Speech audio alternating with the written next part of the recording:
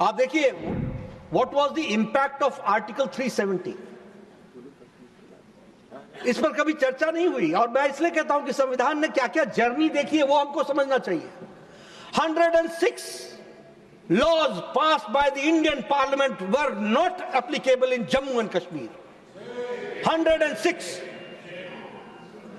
laws passed by the Parliament of India were not applicable in Jammu Kashmir, which includes Prevention of the Atrocities Act, Human Rights Act. Atrocities of Human Rights वो भी included नहीं था। आपको जानकर के आश्चर्य होगा कि POCSO was not implemented in Jammu Kashmir. Prevention of children from sexual abuse. आपको जानकर के आश्चर्य होगा कि women property right was not implemented, जिसके सबसे बड़े वोकल एडवोकेट जवाहरलाल नेहरू थे। That was not applicable in Jammu and Kashmir. और आपको जानकर के यह भी आश्चर्य होगा कि अगर कश्मीरी बहन किसी नॉन कश्मीरी से शादी हो जाए तो वो भी प्रॉपर्टी राइट से वंचित हो जाती थी। यह स्थिति आकर के खड़ी।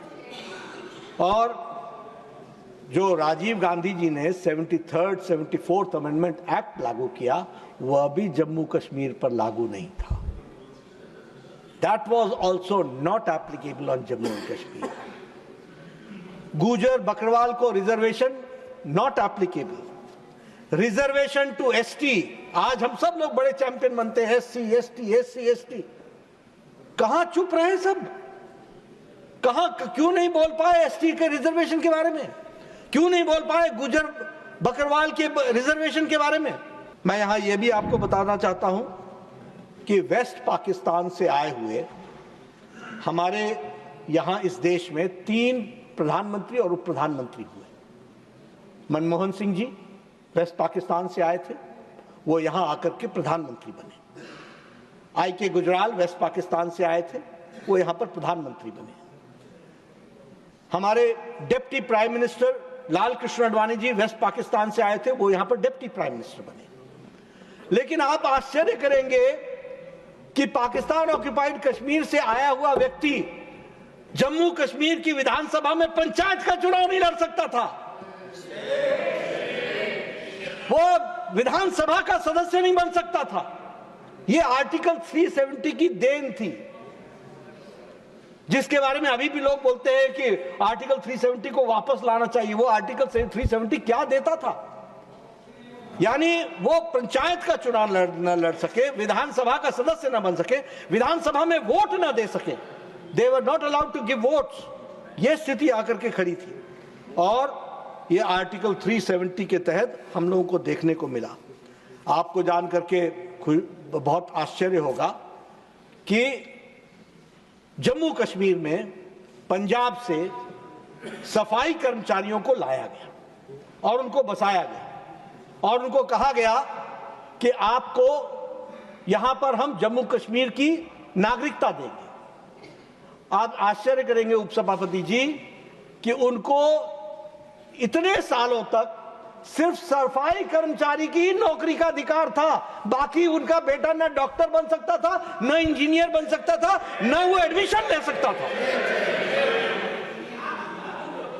आप देखिए कि कानून को की धज्जियां इस आजाद भारत में, अगर हम ग्लोरियस जर्नी ऑफ 75 इयर्स की चर्चा कर रहे हैं तो ये बातें सामने आनी चाहिए कि सफाई कर्मचारी का बेटा सफाई कर्मचारी बन सकता है। He will not get admission in engineering college, he will not get admission in in medical institutions and he will not get any reservation for any services in Jammu Kashmir. यह स्थिति ला करके खड़ी की। मैं धन्यवादी हूं इस पार्लियामेंट का। और again after the bad lot we got the good lot, and at the good lot on 5th of August 2019 abrogated Article 370.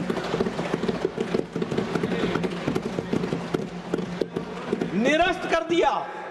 मुझे याद है पुराने हॉल में सब लोग आके यहां बैठे हुए थे धरने पर।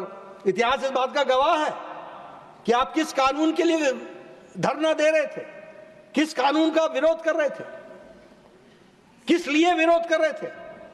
आज आदरणीय प्रधानमंत्री जी को मैं बहुत बहुत फिर से बधाई देता हूं कि उनके सूझबूझ के कारण आज जम्मू कश्मीर भारत का अभिन्न अंग बन गया, पार्ट एंड पार्सल बन गया।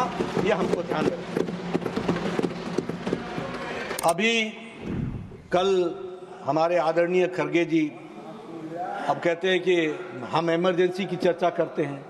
भाई, आपने 25 साल में ये तोहफा दिया संविधान में, 25 साल का पहला तोहफा आपकी तरफ से आया, हम चर्चा क्यों ना करें? आप कहते हैं कि अब कल अभिषेक मनु सिंघवी जी कह रहे थे, अरे भाई हमने माफी मांग ली, माफी हो गई, आप इमरजेंसी को छोड़ दीजिए। हम कैसे मान लें? अभी इमरजेंसी को आए हुए 50 साल अगले साल हो जाएगा। 25 तारीख को लोकतंत्र विरोधी दिवस मनाएंगे। इंडियन नेशनल कांग्रेस भी उसमें शामिल हो, इस बात का हम आह्वान करते हैं।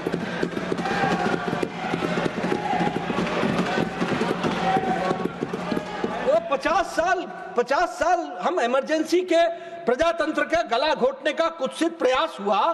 अगर आपके दिल में कहीं भी उनके प्रति कोई रहम है, अगर आपके दिल में कहीं कोई प्रायश्चित है, तो मैं आह्वान करता हूं और आपको बिफोर टाइम बताता हूं, 25 जून 2025 जरूर आप लोकतंत्र विरोधी दिवस में शामिल होइए और उसके बारे में आप चर्चा कीजिए। अब उसमें भी मैं एक बात कहना चाहता हूं, इमरजेंसी किस लिए लगी? देश को खतरा था क्या? देश को खतरा था क्या? नहीं, देश को खतरा नहीं था, कुर्सी को खतरा था।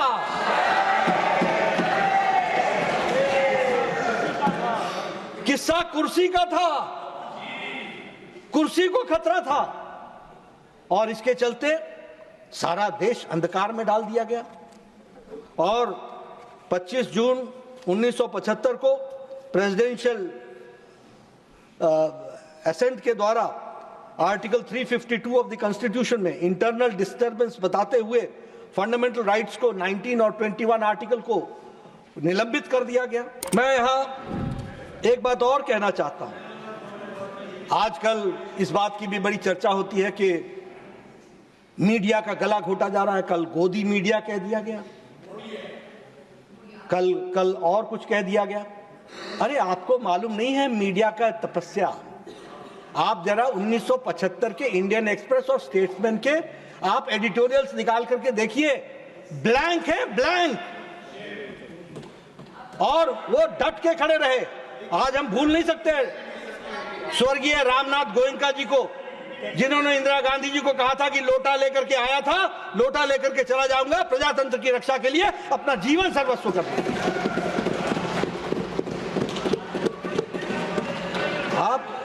आप मॉडर्न इंडिया में दूसरा है सर, इनका तपस्या का डेफिनेशन दूसरा है। आप देखिए कैसे लोग थे जिन्होंने बहादुर शाह जफर मार्ग में अंधेरा छा गया था, सेंसरशिप लग गई थी। कुछ लिखने के पहले सेंसरशिप से उसकी क्लियरेंस चाहिए थी। मीठी मीठी लिखो, खट्टी खट्टी बंद करो। और आज आप गोदी मीडिया की बात करते हो। हमें मीडिया को सैल्यूट करना चाहिए। जब समय क्राइसिस का आया तो मीडिया खड़ा रहा, डट करके खड़ा रहा और उसने इमरजेंसी को विरोध। मैं यहां यह भी बताना चाहता हूं कि आर्टिकल 352 जिसके बारे में कल सुधांशु भाई ने बहुत विस्तृत रूप से चर्चा की, अन्य वक्ताओं ने भी चर्चा की, लेकिन ऑन रिकॉर्ड तो लाना ही पड़ेगा ना कि आज आप वन नेशन वन इलेक्शन से बड़े विरोध में खड़े हो रहे हैं। ये आपके कारण वन नेशन वन इलेक्शन लाना पड़ रहा है, क्योंकि आपने जो 1952 से 1967 तक वन नेशन वन इलेक्शन था, उसको आपने आर्टिकल 352 लगा करके स्टेट्स को बारंबार चुनी हुई सरकारों को गिरा करके आपने कई राज्यों में अलग अलग चुनाव की परिस्थिति ला करके खड़ी कर। Article 356. I'm sorry. I stand corrected. Article 356. Now, Article 356 have been used 90 times. Nehru ji used 8 times. Indira Gandhi ji used 50 times, half a century. Rajiv Gandhi ji used 9 times. Manmohan Singh used 10 times. आप बताइए, संविधान की ग्लोरियस जर्नी में ये बातें आनी चाहिए कि नहीं आनी चाहिए कि आपने किस तरीके से चुनी हुई सरकारों को एक बार नहीं बारंबार गिराया और इस तरीके से देश को हर तरीके से मुसीबत में डालने का काम किया।